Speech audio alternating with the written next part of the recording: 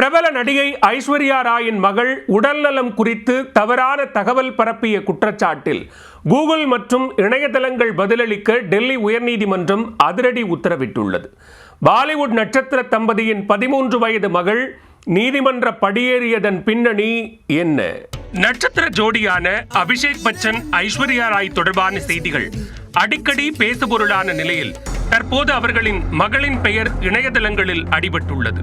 பொறுத்தது போதும் பொங்கி எழு என்ற மனநிலைக்கு சென்ற 13 வயது சிறுமி நீதிமன்றத்தில் வழக்கு தொடர்ந்துள்ளார்.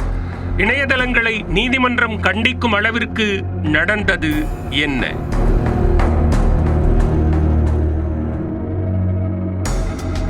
ஆயிரத்து 1994 ஆண்டு உலக அழகி பட்டம் வென்றதன் மூலம் ஐஸ்வர்யா ராய் மிகவும் பிரபலமானார்.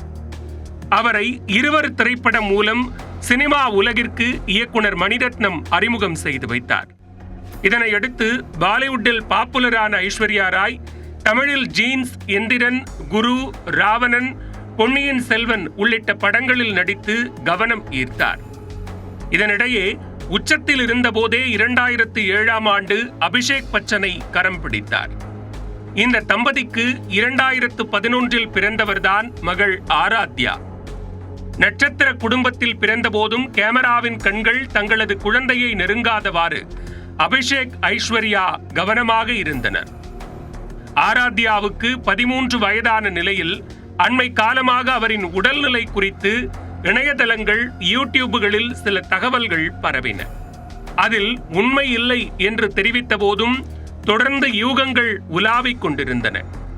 ஒரு கட்டத்திற்கு மேல் பொறுமை இழந்த ஆராத்யா தனது பெற்றோரின் உறுதுணையோடு டெல்லி உயர்நீதிமன்றத்தில் வழக்கு தொடர்ந்துள்ளார்.